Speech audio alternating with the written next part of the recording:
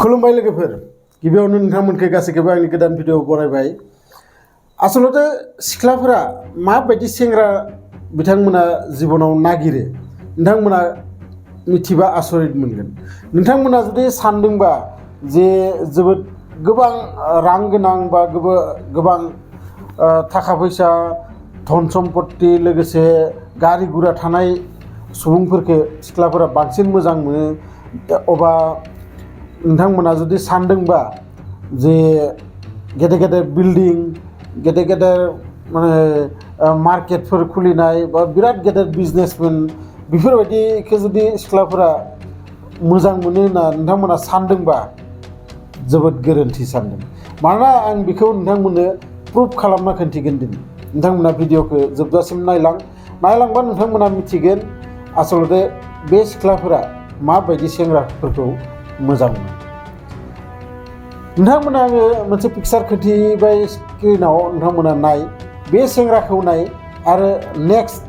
बे सेंग्राखौ नाय सोर सासेखौ नोंथांमोना मोजां मोनदो नोंथांमोना कमेन्ट बक्सआव लिरहर आरो लोगोसे आं नोंथांमोननो बेखौबो खोन्थाना दोननि जे फार्स्ट खोन्थिनाय सेंग्रानि मोनसे बिजनेस दंमोन ट्रेन्सपर्ट बिजनेस आरो करोड़ टाकानि मालिक जेबो बिहा अभाब गैया जेबो बिहा माने उसुबिदा गैया नांगौ बुस्थुनि जेबो अभाब गैया जेखौ नांगौ बेखौनो बियो बायनानै लानो हागोन आरो नेक्स्ट खासेखौ नाय बे नेक्स्ट खासेया सासे मालिकनि आन्दाराव खामानि मावो 10,000 15,000नि माने खामानि मासाव दरमाहा मोनो आरो बिहा न'खरनि कुनु अबस्था गैया जेरै थेरै बै 15,000 मोननायजोंनो न'खरा सोलिगासिनो दोङो आरो बिहा जेबो गारि गुराबो गैया बारा गेदेर न'बो गैया बा जेबो सम्पत्तिबो गैया नाथाय सासे सिख्लाया बै फार्स्ट सासेखौ बुथारनानै नै सेकेन्ड खासेखौ लानो नाजादोंमोन आरो बै सेकेन्ड खासेखौ लानो थाखायनो बै फार्स्ट सासेखौ बियो हानिमुनाव लाना थांनानै पाहारनिफ्राय नाख्लायना हरदोंमोन मेघालयआव अब्ला नोंथांमोना मा सानो सिख्लाफोरा आसलते मा नागिरमारो दानिया बे मोनसेल' नङा आरोबाव नोंथांनो मोनसे फट' खोन्थिबावनो आङो स्क्रिनाव नोंथांमोना नाय बे सासे सेंग्राखौ नाय बे सासेया नेभियाव खामानि मावो प्राय 1,20,000 गाहाम बिथांनि सेलारिया आरो नेक्स्ट नोंथांमोना स्क्रिनाव नाय बे सासेखौ बे सासेया सासे गानजरु सासे जुमाय सेरेब लोंना गिदिंथिंनाय सिगांनो हाबा जाखानाय गथ' गथायबो दोङो आरो जेबो इनकाम गैया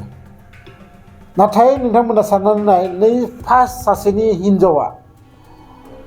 बै सेंग्राखौसो मोजां मोनो जायहा जेबो गैया लोगोसे सिगांनो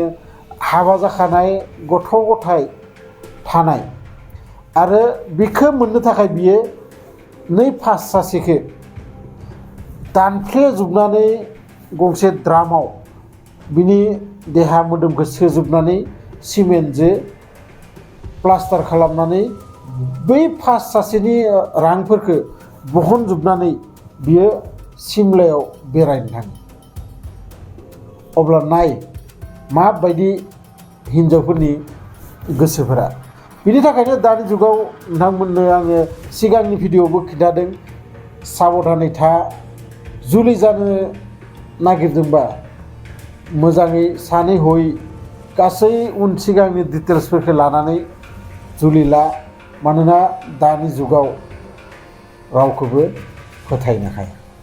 भिडिअखौ माबोरै मोनखो नोंथांमोना कमेन्ट बक्सआव लिरहरबानो जाबाय आरो लोगोसे जायफोरा गोदानै आंनि चेनेलाव फैदों चेनेलखौ साबस्क्राइब खालामना लाबानो जाबाय मानोना आं बेफोरबायदि भिडिअ नोंथांमोननि थाखाय लाबोगासिनो थायो लोगो मोनगोन बिदिनो मोनसे इन्टारेस्टिं भिडिअ लानानै नेक्स्ट भिडिअआव अब्लासिम गोजोन्थों।